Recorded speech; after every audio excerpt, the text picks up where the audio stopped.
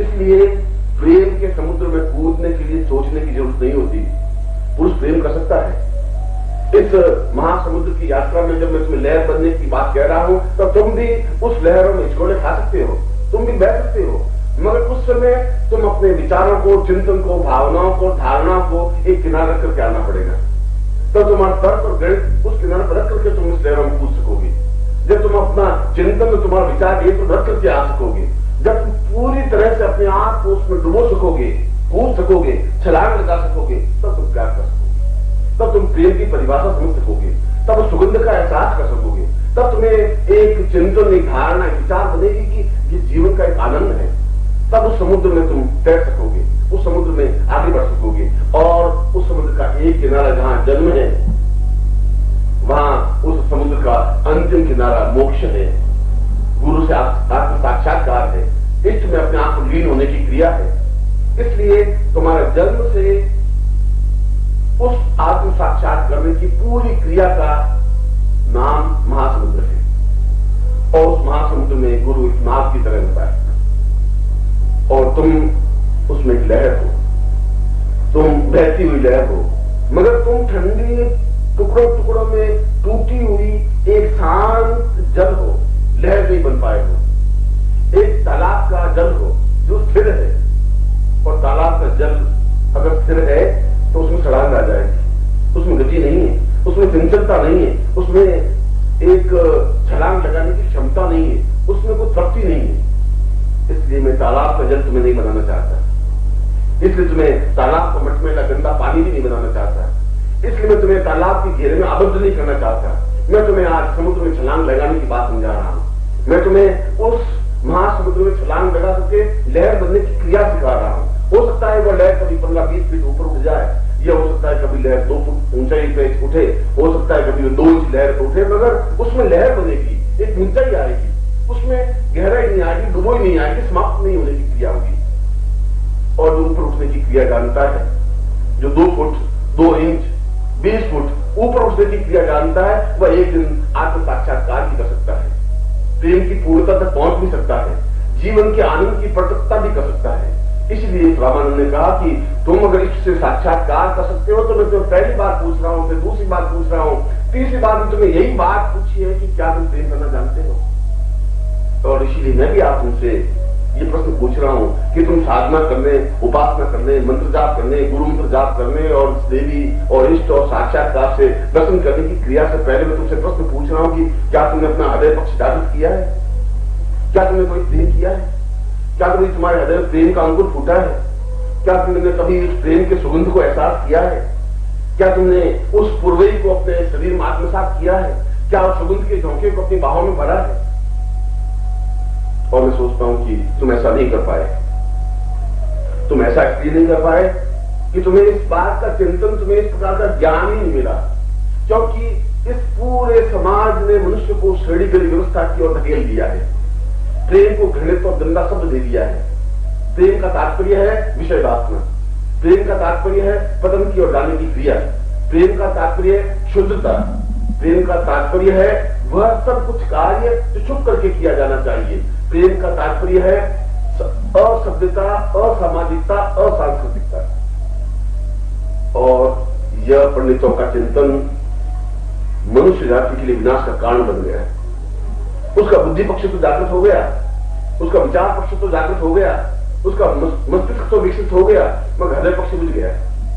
हृदय की चेतना बुझ गई, हृदय की चिंगारी बुझ गई, हृदय की जो एक परिपूर्णता थी, हृदय की प्रफुल्लता थी, हृदय के पुष्प का एक सुवास थी, वह समाप्त हो गई। और जब तक वह सुवास जीवन में नहीं है, जब तक जीवन में वह सुगंध नहीं है, जब तक जीवन की परिपूर्णता नहीं है, तब तक जीवन कुछ प्राप्त हो भी नहीं सकता, क्योंकि उस समय तुम एक सूखे हुए ठूंठ की तरह हो।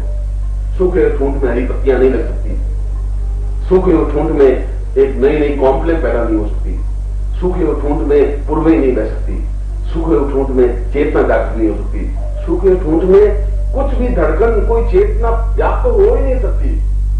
और तुम्हारे समाज ने तुम्हें सूखा ठूंठ बना दिया है, जिसका केवल मात्र कार्य खड़े होना है, और तुम खड़े होने के लिए नहीं हो। इसलिए मैं आज तक की सड़ीगली सभ्यता पर पहली बार चोट कर रहा हूं। आज तक जो पंडितों, मुल्लों और मौर्यों ने कहा है उस पर प्रहार कर रहा हूं। आप जो सभ्यता और तुम्हारी संस्कृति ने तुम्हें सिखाया है उस पर चोट कर रहा हूं। चले हो, उस पर प्रहार कर रहा हूं कि तुम्हें साधना करनी है, तुम्हें जीवन में सफलता पानी है, तुम्हें अग्रसर होना है, तो तुम्हें जीवन में प्रेम सीखना ही पड़ेगा, प्रेम की क्रिया सीखनी पड़ेगी, अपने आप में प्रेम को आत्मसात करना पड़ेगा, प्रेम की ओर बढ़ना पड़ेगा, क्योंकि जीवन का आधार प्रेम है। और मैंने उस प्रेम के आनंद को चखा है, मैंने उस प्रेम के आनंद को अनुभव किया है, मैं उस प्रेम की परिभाषा को जानता हूं, मैं उस प्रेम की कल्पना को जानता हूं, मैं जानता हूं कि उस प्रेम को स्पर्श करने से जीवन में कितनी आनंद की व्याप्ति हो जाती है। मैं जानता हूं कि जीवन में कितना आनंद, कितना रस व्याप्त हो जाता है। मैं जानता हूं जीवन का प्रत्येक धड़कन, जीवन की प्रत्येक चेतना, जीवन की प्रत्येक रोम रोम की एक पूर्णता एहसास होने लगती है। एहसास होता है कि हम कुछ गतिशील हैं, हमारा प्रतिपल एक आगे की ओर अग्रसर होने की क्रिया है, हम एक जगह स्थिर नहीं रहते, हर क्षण किसी की याद आंखों में बसी रहती है, हर क्षण एक अजीब सी मस्ती में, अजीब सी पुरवई में ये जीवन प्रवाहित होता है। एक जीवन की एक धारा ही बदल जाती है, जीवन का चिंतन ही बदल जाता है, जीवन की पूर्णता ही बदल जाती है। और इसीलिए मैं फिर तुम्हें उस साधना करने से पहले, उन सिद्धियों की ओर अग्रसर होने के पहले, उस मंत्र जाप करने से पहले, उस इष्ट से साक्षात्कार करने से पहले मैं तुम्हें फिर एक बार ये कहता हूं कि ये जो तुम्हारे धर्मशास्त्र है, ये तुम्हारे ग्रंथ हैं, ये जो तुम्हारे आज तक महावीर स्वामी बुद्ध ने और शंकराचार्य ने और लोगों ने कहा है, वह एकांगी है। क्योंकि वे एकांगी रहे, समाज ने उनको एकांगी बनने पर मजबूर कर दिया। उन्होंने जीवन के उस दूसरे पक्ष को चखा नहीं, दूसरे पक्ष को देखा नहीं, दूसरे पक्ष के आनंद की अनुभव नहीं किया। क्योंकि जीवन में जब तक रस नहीं है, अगर एक पेड़ की जड़ों में रस नहीं है तो उस पेड़ में हरी भरी कॉम्पली आ ही नहीं सकती, उस पेड़ में सुंदर पुष्प विशेष नहीं हो सकते, उस पेड़ के माध्यम से सुगंध प्रवाहित नहीं हो सकती, उस पेड़ में एक छायादार फल, सुख, सौभाग्य देने की क्रिया नहीं बनती, क्योंकि उसकी जड़ें सूख गई हैं, उस जड़ों में कोई प्रकार का रस नहीं है। और मनुष्य जाति में भी प्रेम अपने आप में उसकी जड़ है। उस जड़ में जब तक चेतना व्याप्त नहीं होगी, जब तक उसमें रस प्रवाहित नहीं होगा, जब तक उसमें आनंद की पूर्णता और परिकल्पना नहीं होगी, तब तक जीवन में आनंद, श्रेष्ठता और दिव्यता प्राप्त हो ही नहीं सकती। और इसीलिए मैं पहली बार एक गुरु के रूप में भी तुम्हें एक नए दिशा दृष्टि दे रहा हूं। इसलिए नई दृष्टि, नए चिंतन, नई विचार धारणा दे रहा हूं कि मैं तुम्हारे साथ हूं, तो इस समुद्र में मेरे साथ यात्रा करो, तुम इस समुद्र में बहो, तुम इस समुद्र में अपने आप को गतिशील करो, तुम एक लहर बनो, तुम एक तरंग बनो, तुम एक उत्साह बनो, एक उत्साह बनो, एक ऐसी कल्पना बनो जिसके माध्यम से तुम्हें चारों तरफ फैल सको, तुम एक आनंद और परिपक्वता देख सको, जीवन की मस्ती में पूर्णता देख सको, तुम्हें एहसास हो सके जीवन अपने आप में एक खुमारी है, एक परिपक्वता है, एक जीवन की पूर्णता और श्रेष्ठता है। और इसीलिए जीवन को सही ढंग से देखने की क्रिया वेदों ने की। और वेदों में आदिकालीन वेद, ऋग्वेद में भी एक मंत्र में बिल्कुल स्पष्ट व्याख्या की, पूर्वैः तथा सदैवा वदैव प्रेयाम पूर्वप्रेय। अगर तुम जीवन को समझना चाहते हो तो तुम्हें प्रेम को समझना पड़ेगा, और ये प्रेम समझने की क्रिया जीवन के हृदय पक्ष को जागृत करना पड़ेगा। बस ऋग्वेद कह रहा है, वो हमारे ऋषि कह रहे हैं, वो हमारे प्राचीन पूर्वज कह रहे हैं, वो ये कह रहे हैं कि तुम्हें जीवन अगर समझना है, अगर जीवन की पूर्णता को एहसास करना है तो प्रेम समझना पड़ेगा। तुम जीवन समझने की ओर कोशिश कर रहे हो, तुम जीवन को पूर्णता की ओर बढ़ने की कोशिश कर रहे हो, तुम बाहर की मार करके ध्यान लगाने की कोशिश कर रहे हो, तुम समाधि लगाने की कोशिश कर रहे हो, तुम बुद्ध बनने की कोशिश कर रहे हो, महावीर स्वामी बनने की कोशिश कर रहे हो, शंकराचार्य बनने की कोशिश कर रहे हो। इस कोशिश में तुम पूर्णता प्राप्त नहीं कर सकते, इसमें तुम सफलता प्राप्त नहीं कर सकते, क्योंकि वेद कह रहा है, हमारे शास्त्र कह रहे हैं कि वह जीवन तुम्हें समझना है तो तुम्हें अंदर प्रेम को जागृत करना पड़ेगा, उस प्रेम को एहसास करना पड़ेगा, एक हृदय के पक्ष को जागृत करना पड़ेगा, एक लहर बननी पड़ेगी, उस समुद्र में अपने आप को बिछना पड़ेगा, आगे बढ़ना पड़ेगा, जीवन की कल्पना देनी पड़ेगी, आंखों में खुमारी देनी पड़ेगी, आगे बढ़ने की वृत्ति पैदा करनी पड़ेगी। और इसीलिए पहली बात तुम्हें उस महासमुद्र की यात्रा में, तुम्हारे पूरे जीवन की यात्रा में एक आनंददायक पथ की ओर अग्रसर कर रहा, ऊबड़ खाबड़ पीड़ों की तरफ नहीं, कंटीले रास्तों की तरफ नहीं, छोटी और घटिया पगडंडियों की तरफ नहीं, एक राजमार्ग की ओर अग्रसर कर रहा हूं। और इस राजमार्ग की ओर अग्रसर करने के लिए मैं तुम्हारे साथ हूं, इसलिए कि मैं इस राजमार्ग पर चला हूं। वासना रही, स्वार्थ रही, किसी प्रकार की इच्छा रही, शुद्ध हृदय से, शुद्ध मन से, प्रेम से और जीवन के चिंतन से प्रेम करने की क्रिया मैंने की है, सीखी है, एहसास किया। मेरे रोम रोम में, मेरे कण कण में यदि कुछ है तो प्रेम है। और इसीलिए बुद्ध अपने आप में पूर्ण पुरुष नहीं बन सके, महावीर को अपने आप में षोडश कला पूर्ण नहीं कहा गया, राम को भी षोडश कला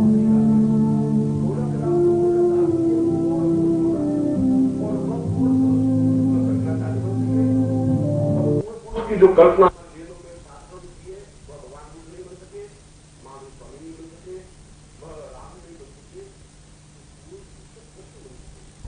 और इसलिए कृष्ण को 16 कला पूर्ण कहा गया, इसलिए कि कृष्ण में खिलखिलाहट है, एक माधुर्य है, जीवन का रस है, आगे बढ़ने की क्रिया है।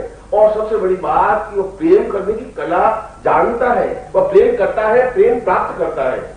और सारे पिछले 10,000 वर्षों के इतिहास को टटोल करके देखें तो एक कृष्ण ही एक ऐसा दिखाई देता है जो पूरी तरह से खिलखिलाहट के साथ खड़ा होता है, पूरी तरह से मुस्कुराहट के साथ आगे बढ़ता है, पूरी तरह से प्रेम करने की क्रिया जानता है, पूरी तरह से प्रेम को अपने आप में आप्लावित करने की क्रिया जानता है।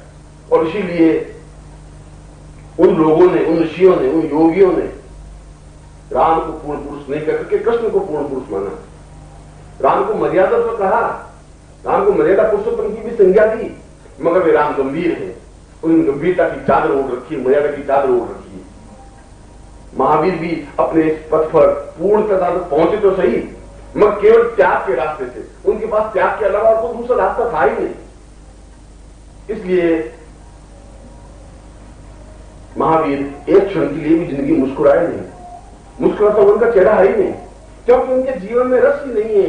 अगर उनके जीवन का रस उनके चेहरे पर प्रतिबिंबित नहीं हुआ, उनमें चेतना है, त्याग की पूर्णता है, इतनी त्याग की पूर्णता कि उन्होंने अपने वस्त्र को भी व्यर्थ का समझ करके छोड़ दिया, नग्न होकर के भी अपने आप में पूर्ण बन सके। उन्होंने जो चेतना, जो ज्ञान, जो पूर्णता दी, वो अपने आप में अद्भुत है, अनिर्वचनीय है, अद्वितीय है। उनका एक रास्ता है, मगर रास्ता एकांगी है। बुद्ध ने समाधि के माध्यम से पूर्णता प्राप्त करने की कोशिश की, उन्होंने ध्यान के माध्यम से पूर्णता प्राप्त करने की कोशिश की। यद्यपि उन्होंने पूर्णता प्राप्त की, यद्यपि वे ध्यान में अपने आप में लीन हो सके, यद्यपि उन्होंने जीवन की चिंतन धारणा को प्राप्त किया, मगर उनके चेहरे पर किसी प्रकार की मुस्कुराहट की रेखा व्याप्त नहीं हो पाई, हंसी की खिलखिलाहट व्याप्त नहीं हो पाई। और वह रास्ता अपने आप में पूर्ण होते हुए भी आनंददायक नहीं बना। इसलिए पूर्ण, षोडश कला पूर्ण उनको भी नहीं माना गया। इसलिए पूरे शास्त्रों में हमने बुद्ध को अवतार माना, अगर हमने राम को अवतार माना, यदि हमने कृष्ण को अवतार माना, तो हमने बुद्ध को भी अवतार माना। निश्चय ही वे ज्ञान के क्षेत्र में, समाधि के क्षेत्र में अद्वितीय थे। उन्होंने जो कुछ बुद्धत्व प्राप्त किया, वो अपने आप में पूरे संसार को नवीन चेतना है, नवीन ज्ञान है, नवीन विचारधारा है। मगर जीवन का रस खिलखिलाहट है, आनंद है, मस्ती है, प्यार है, चेतना है, तृप्ति है। और ये तृप्ति कृष्ण ने सीखी, उन गोपियों के साथ प्यार किया और लोगों ने मुझे उठाई, लोगों ने ऊपर लांछन लगाए, लोगों ने गालियां दी, लोग समझ ही नहीं पाए, क्योंकि जो पूर्ण है उसको लोग समझ नहीं पाते। जो अपने आप में षोडश कला पूर्ण है, उनका प्रत्येक क्षण अपने आप में अलग होता है। जो षोडश कला पूर्ण व्यक्तित्व होता है, उसके हाथ, पांव, नाक, कान तो ठीक पुरुष की तरह ही होते हैं, मगर उस जीवन के रस से वे शून्य हो जाते हैं, वे केवल ज्ञान के भार से बोझिल हो जाते हैं। और जो ज्ञान के भार से बोझिल हो जाता है, वह एक ठूंठ की तरह